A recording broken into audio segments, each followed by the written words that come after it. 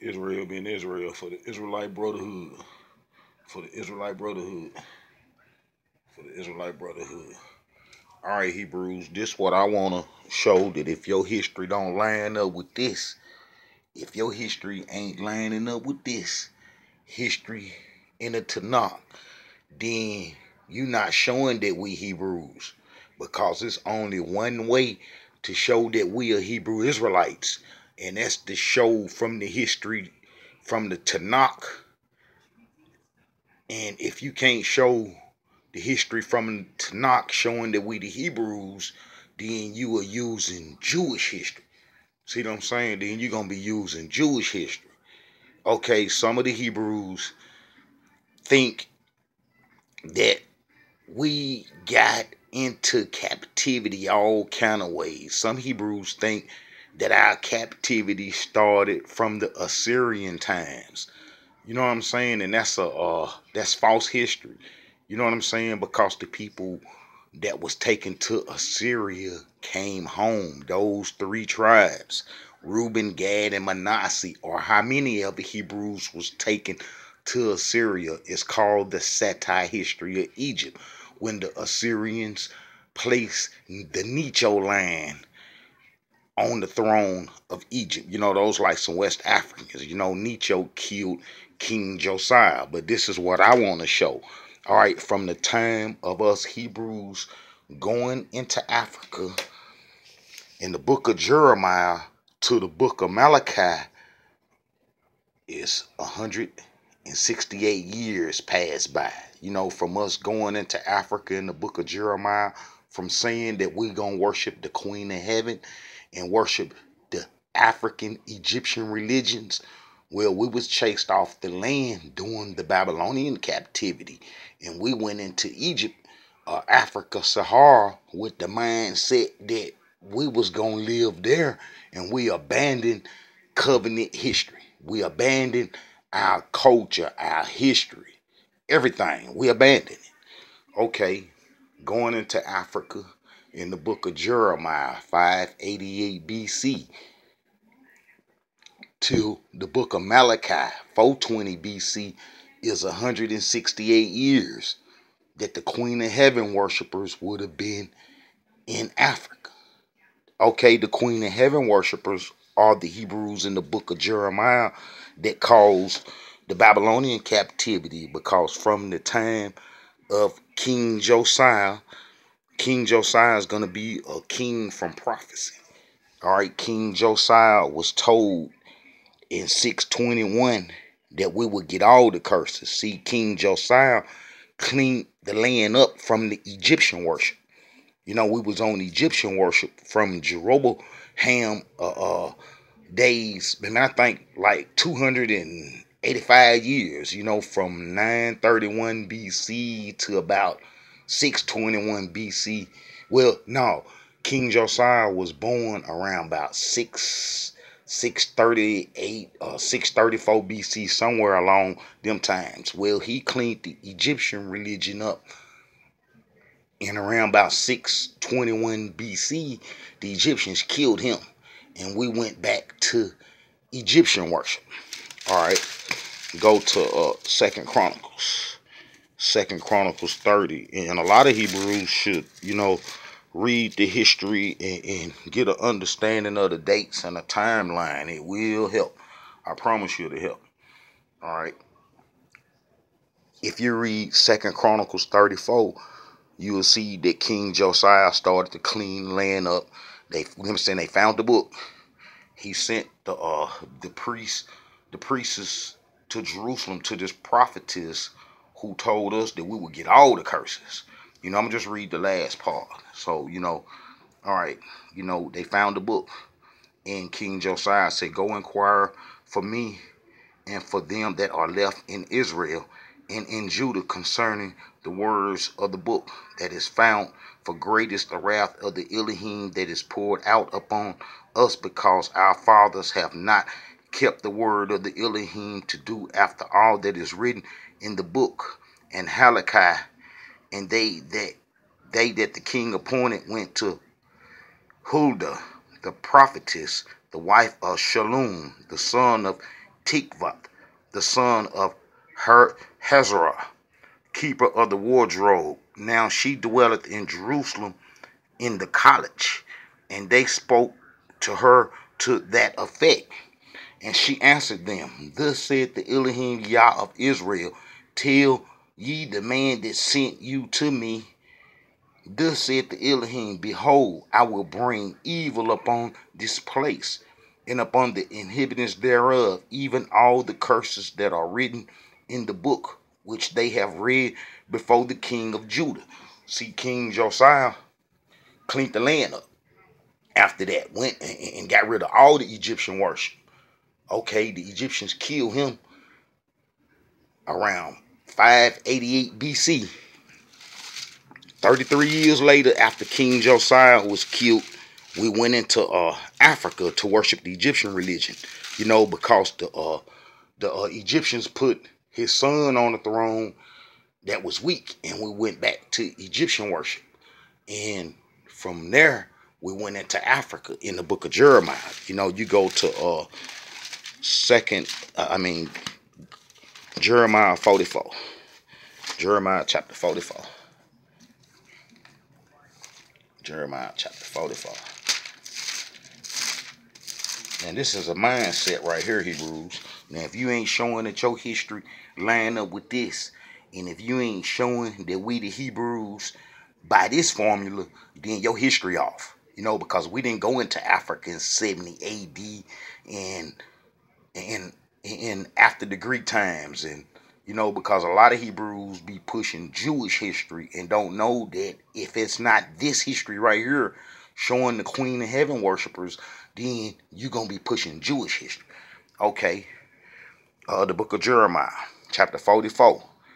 You know, you was either running into Africa, the 99%, the millions, or you was that 1%, that less than 1% that was captured and taken to Babylon. And that's gonna be the prophets that cover them. It's the prophet Ezra, Nehemiah, Zechariah, Malachi, and Haggai. Those 5 prophets covered that 1% that went to Babylon and came back home.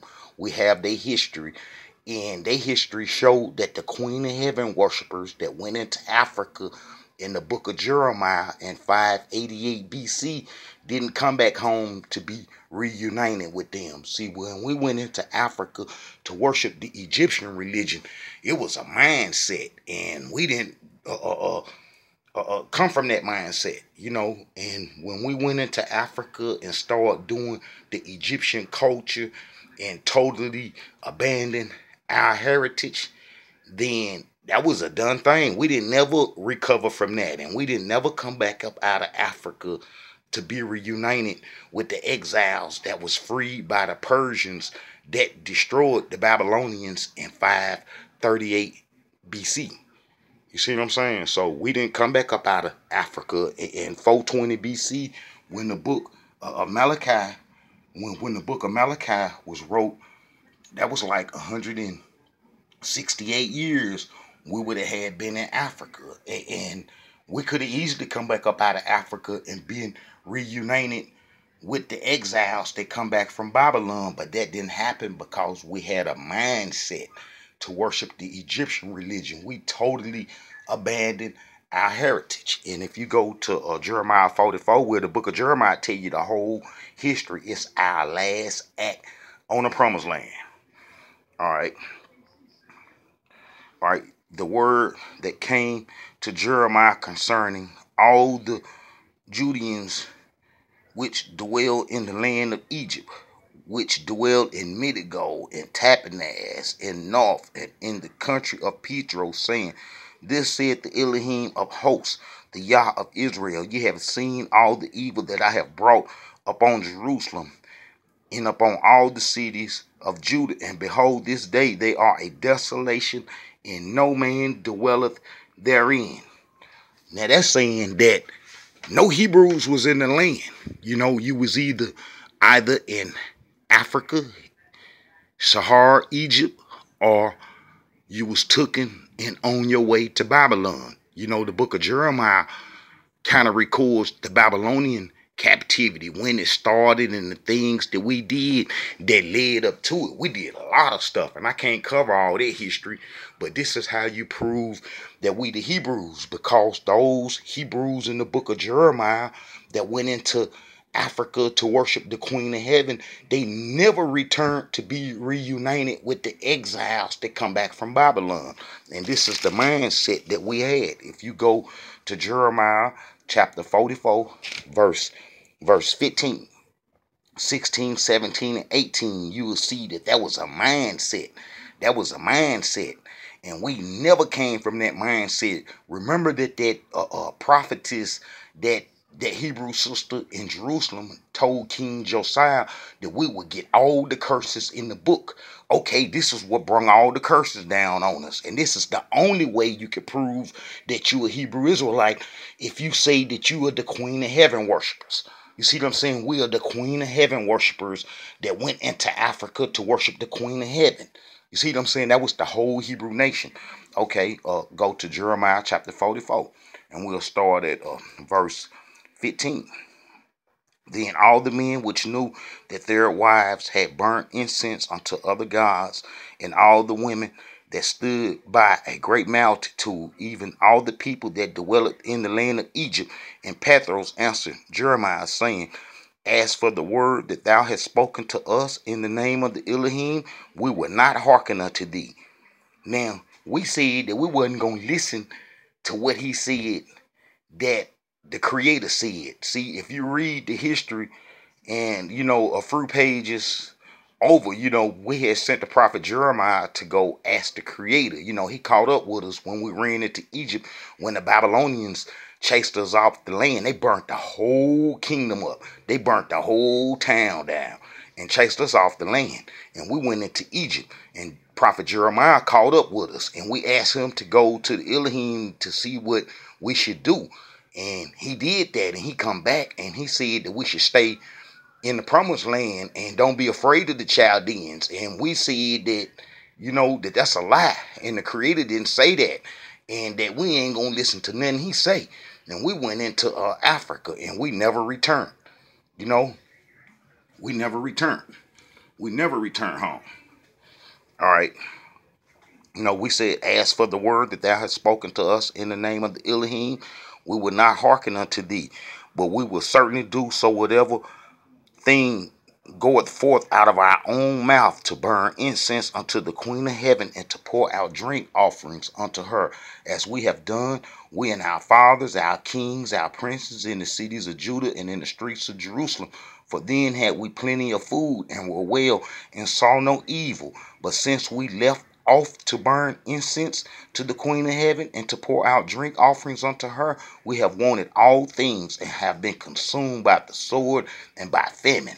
See, we see it because we wasn't in Africa doing the Egyptian religion is the reason all the troubles was happening to us, and the reason we been messed up, and the reason we was messed up. Okay, the Hebrews went into Egypt, Africa, Sahara, in the book of Jeremiah, and we never returned home. We never returned home. That's what the book of Malachi, no, the book of Ezra, Nehemiah, Haggai, Zechariah, and Malachi, those 5 prophets covered it 1%. Those 5 prophets covered it 1% that was taken to Babylon. And when they come home in 538 BC, the Hebrews that went into Africa in 588 BC, 50 years before they was freed by the Persians, they never returned home to be reunited with the exiles. The last book gonna be the book of Malachi, 420 BC, and we went into Africa in 588 BC. So that's like 168 years would have been passed by when the book of Malachi was wrote. And he didn't write nothing about the Queen of Heaven worshipers coming back out of Africa to be reunited with them. We was the cause of the Babylonian captivity. We was the cause of the Babylonians coming to the land. Okay, by the time the Greeks show up in 332 BC, it'd be like 256 years the Hebrews would have had been in Africa from the book of Jeremiah. You see what I'm saying? We was told we would get all the curses. So the next event, you know, that what happened to the Hebrews in Africa should have been slavery. And that's what happened to us. You see what I'm saying? We the only people being removed from Africa to a strange land and been through all the curses that Prophet Moses said we would go through. You know, it's even recorded in the Tanakh from Prophet Moses, the creator and Prophet Moses, that we Hebrews would break the covenant. You see, so all the curses had to come to pass. You know, this is how you know that it is a creator by us. And they try to keep this history hid. See, we abandoned our heritage to some Babylonian scribes in 722 BC when the king of Assyria placed the Sephardims, that's the Hebrew word for the Sephardi groups, Sephardic, Sephardim, and Sephardi. Those are one people. They were scribes from Babylon. I just finished brushing up on some more history that I'm going to start publishing about the tablet houses, the scribe schools of Babylonia. You see what I'm saying? And if you ain't understanding the scribe schools of Babylonia, then it's going to be kind of hard to fit all the history in together because we Hebrews abandoned our history to some Babylonian scribes called the Sephardi Jews. You see what I'm saying? And when we abandoned our heritage to them, then our history went all kind of ways. They created all kind of books. Matter of fact, every single book that you Hebrews be thinking that's holy and of reverence that's outside the Tanakh, then that's going to be them Jews' book, the Jews' history. See, because the Sephardis have a history also. All right, but let me show how the Creator said that we Hebrews would, you know, break the covenant. You go to Deuteronomy 32. No, Deuteronomy 31. Deuteronomy 31. Verse 16. And the Elohim said unto Moses, Behold, thou shalt sleep with thy fathers, and this people will rise up and go a-whoring after the gods of the strangers of the land where they go to be among them, and will forsake me and break my covenant which I have made with them. Okay, you go to Deuteronomy 31:29, you'll see the prophet Moses said the same thing.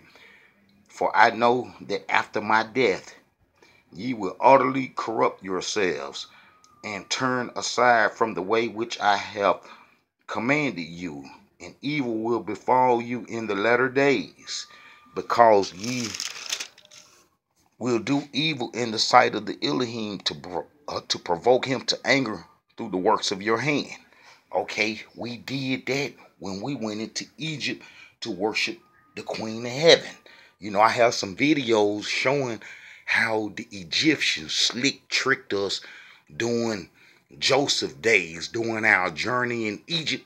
You know, them Egyptians had to do trade on the other side of the promised land. You know, a lot of Hebrews don't know that the Egyptians relatives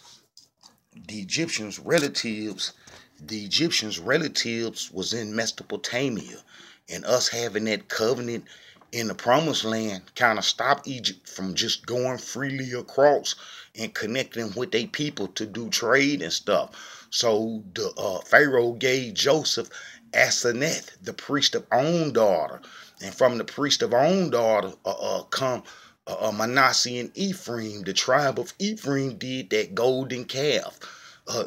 Jeroboam went to Egypt and come back out after Solomon's death with 2 golden calves. And we was on that golden calf religion all the way to King Josiah cleaned it up around about 621 BC when it was fully cleaned up. And then the Egyptians killed him. You see what I'm saying? The Egyptians killed him. And then that made us go back to the Egyptian worship. And then when we went back to the Egyptian worship, we went into Egypt in the book of Jeremiah. And from there is how we got here. You see what I'm saying? See, Moses said that evil will befall you in the latter days. And sure enough, that came to pass. Because after we said that we was going to worship the Queen of Heaven religion and then went into Egypt, We was enslaved from there, and that was the latter days. You know, that happened to us, just like Prophet Moses said. Shalom, just like Prophet Moses said.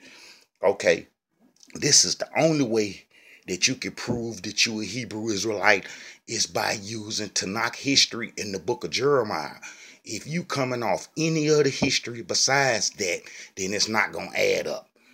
If you coming off any other history besides the book of Jeremiah showing that we are the Queen of Heaven worshipers, then your history not going to add up. And that's another thing, Hebrews, we got this book called the